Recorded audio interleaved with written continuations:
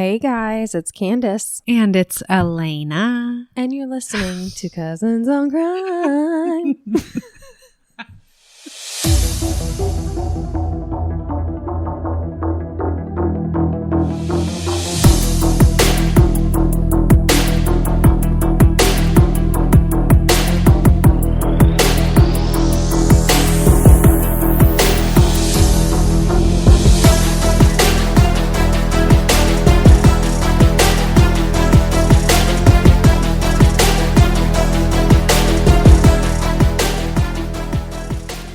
Why were you singing? I don't know.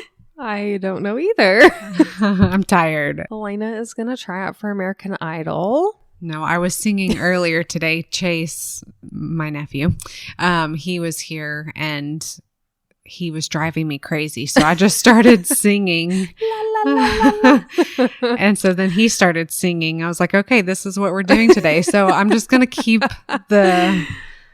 it going. I was jamming out to Incubus in the car. Yeah, I'm still talking about it. Oh. Okay. But every song on Morning View is a hit. I mean, you have I Wish You Were Here, Aqueous Transmission, Echoes, Mexico. I could go on. Okay. This is now an Incubus Why don't podcast. you sing us a song? No, I'm just kidding. Oh. What was that trying to be Mariah Carey? Yeah. Oh. In her like present day, she's apparently can't sing anymore. Oh, I'm sorry, Mariah. Oh, Mariah. You really were in your prime, weren't you, back then? All right. The case I have for you is just gross. It's sad. It's terrible. You're not going to imagine who the murderer is. You're just not. Why do you do this to us? I'm sorry. I saw this girl's beautiful face. I was actually looking at another case and I came across her and I was like, you precious angel. Oh, wow. Aw. So her name is spelt Shilie, Shilie. Oh. But in interviews and things, her family and friends called her Shelly. Oh, okay. So I'm going to call her Shelly because that seems right. Okay. For sure. This is the murder of Shilie Turner. Now, everyone who knew Shilie Turner said that she was destined to be a star. So when she didn't show up for her really, really important track meet on January 17th, 1993, her coach and fellow running mates were very concerned. Mm-hmm. She wouldn't have been late, let alone miss it altogether. No one could have imagined that the person responsible for Shelley's disappearance would be the last person anyone would ever suspect. Oh.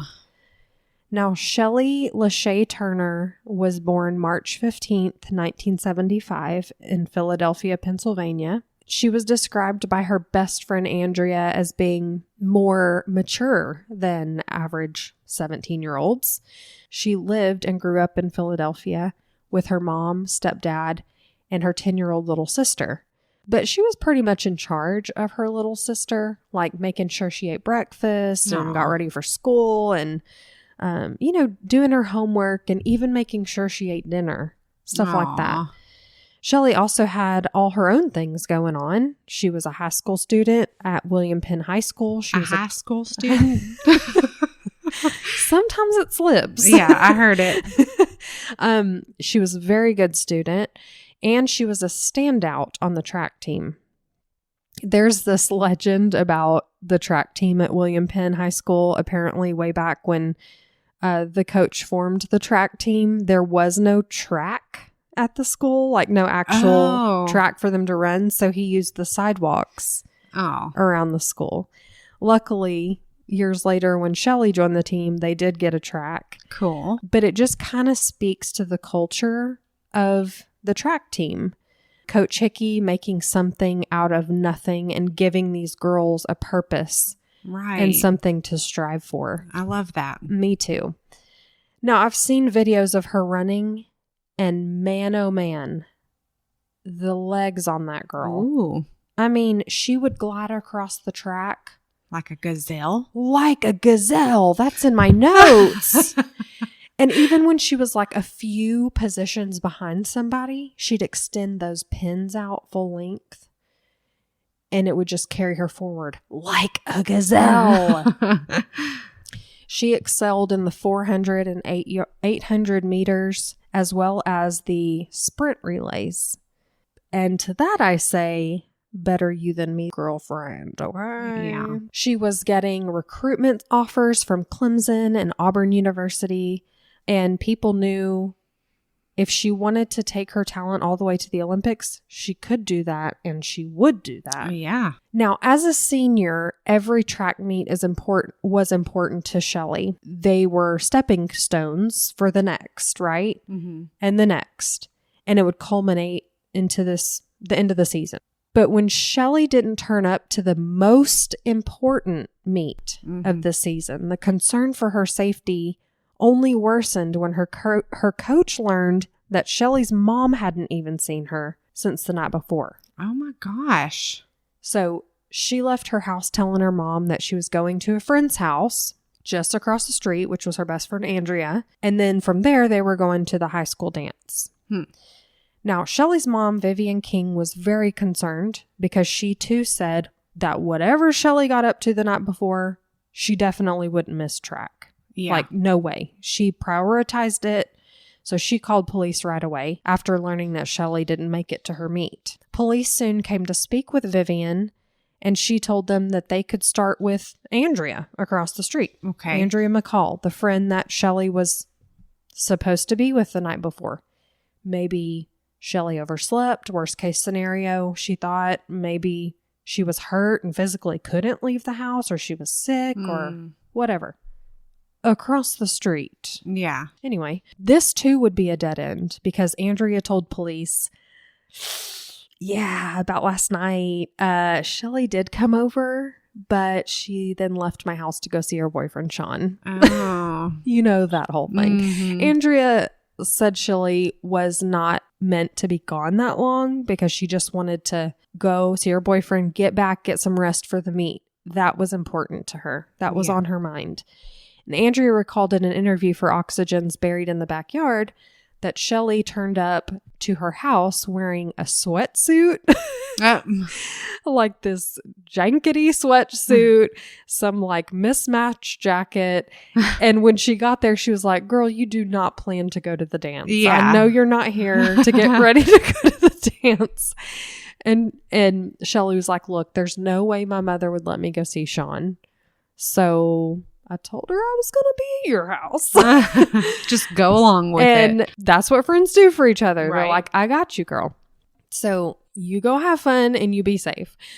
But she's like, you can't go like that. So let me go see what I have in my closet. So she actually went in her dad's closet and got this really nice black leather jacket to put on her to add a little swag to the sweatsuit, I guess. Oh my goodness. How cute. Plus it was freezing outside and she's like, you know, you've got to wear something warmer.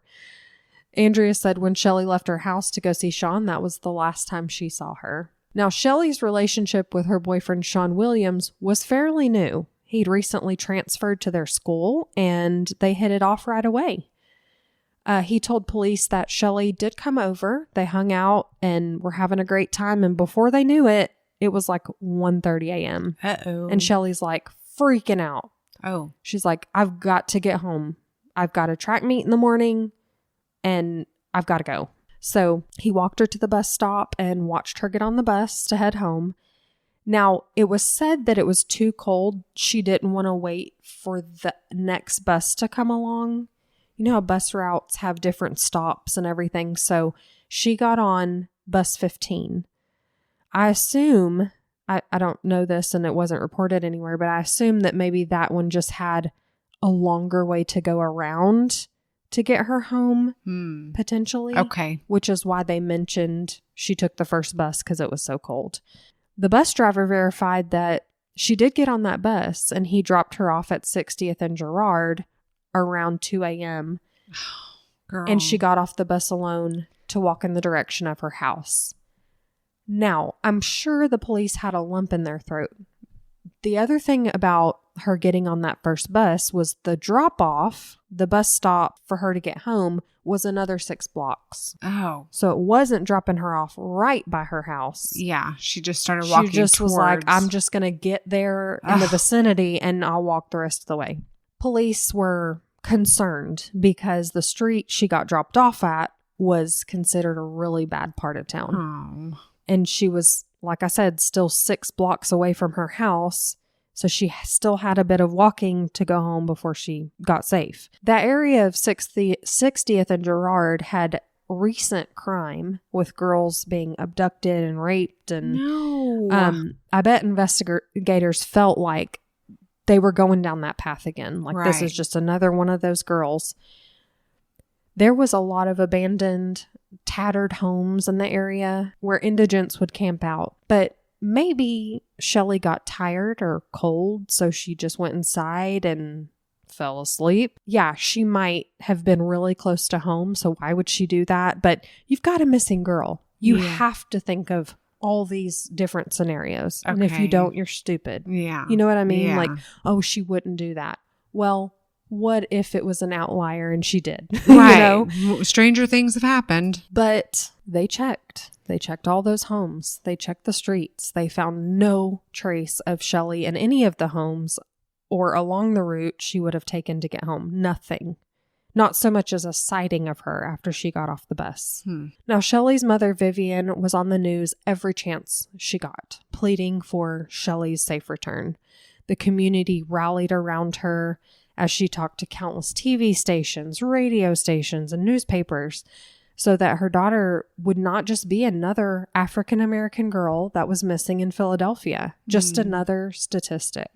Now, Andrea couldn't help but feeling somewhat guilty about Shilie's disappearance. Like, I shouldn't have let her go. Oh, or girl. I shouldn't have let her go alone. Or I should have arranged to meet her at the bus stop and walked her home, you know?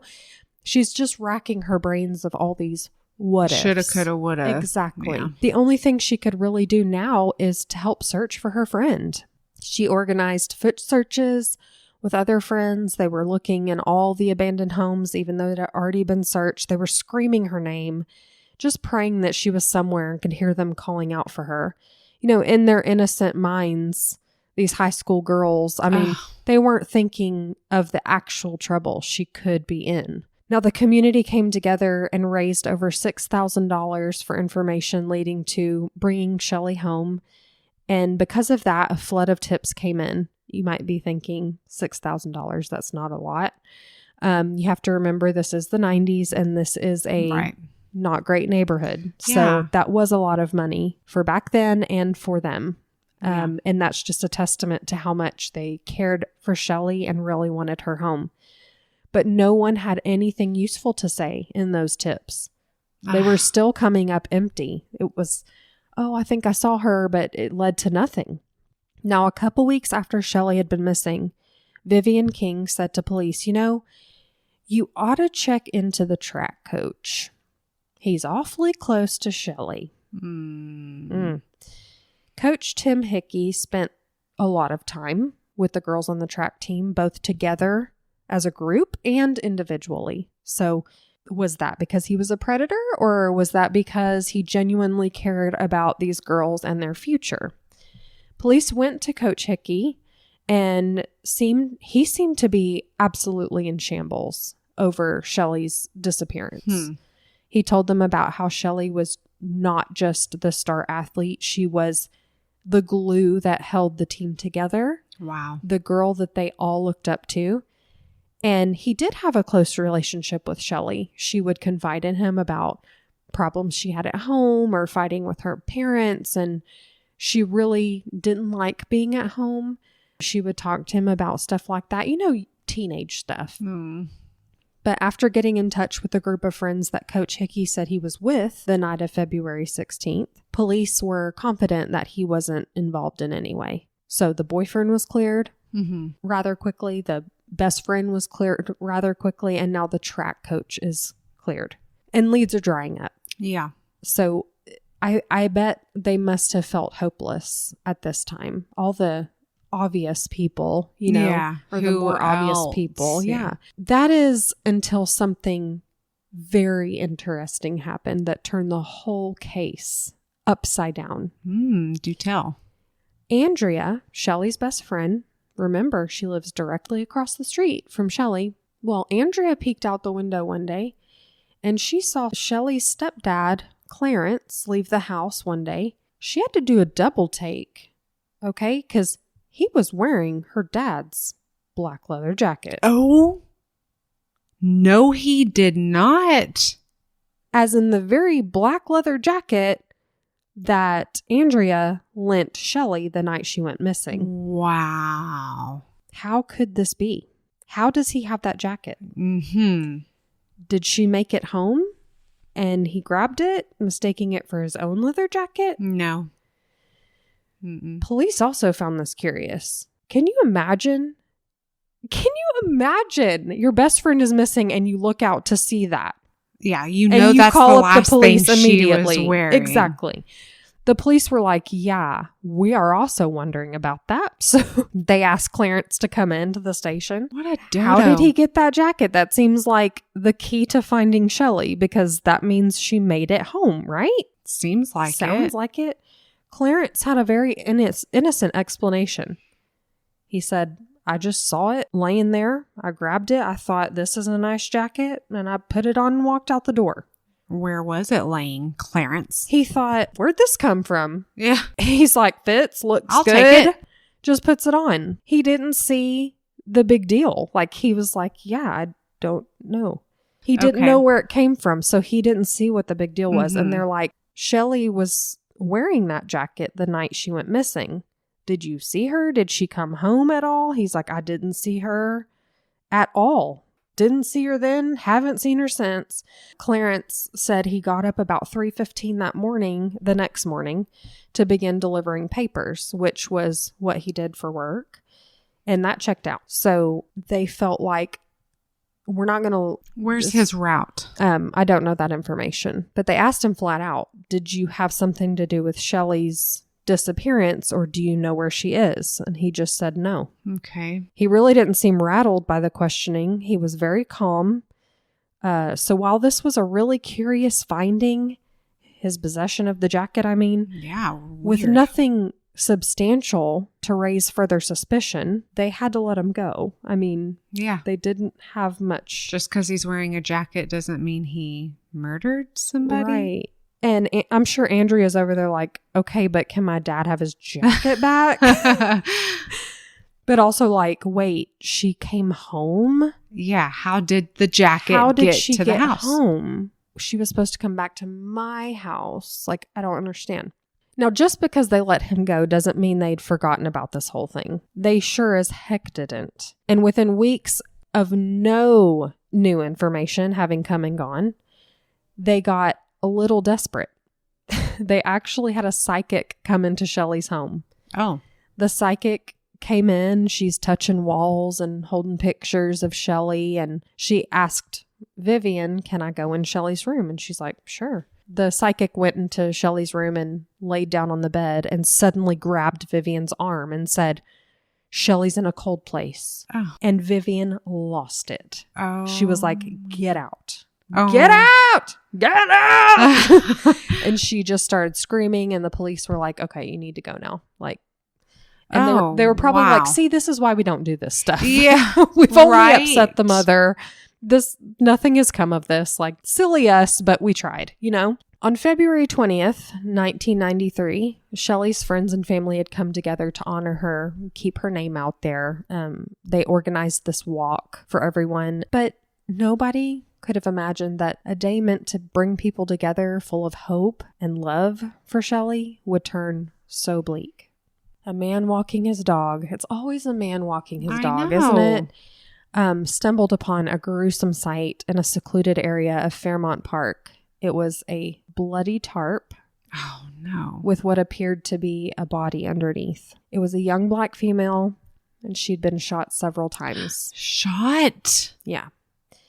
The body was viewed by Vivian, her mother, and determined to be her daughter, Shilie Turner.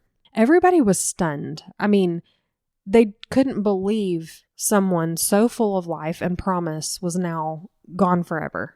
Her best friend, Andrea, could not wrap her mind around the fact that she was never going to see her again. Yeah.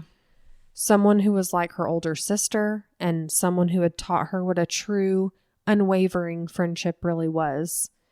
She and the community shared the same nagging thought, like, who could have done this? She was so loved, like she didn't have an enemy. Who would have done this? As everyone gathered to honor Shilie at her funeral, the grief was palpable. When I say everyone, I mean everyone and their grandma came to that funeral. Aww. People who didn't even know her personally, but were supporting other people who did. Right. Even the opposing track teams came out, and all the coaches came out to support That's so sweet. her in honor of her. Some close to the family became a little side-eye, though, at someone at the funeral. Okay. Who was acting a bit strange. Do tell. We can never really know how we might act when a loved one turns up murdered, but the person who was supposed to be mourning the most was smiling and waving and socializing with everyone. Oh. Shelley's mother, Vivian. Shut up. I knew you were going to say that. That didn't sit right with anyone who really knew the family. It just didn't seem like the mother of a murdered girl would be chipper and, smiling and laughing and like cutting it's up a social event. Exactly. Now, at this time, rumors began to swirl because people didn't feel this was right. I mean, everyone around town got wind of this odd behavior. Even if they didn't go to that funeral, they got wind of it somehow. And they're like, how am I over here crying? I don't even know this girl. She lives down the street. I don't know her personally, and I'm so affected by this. But her mother seems to be elated somehow. Now, Vivian also got wind of these rumors, and she was pissed. Well.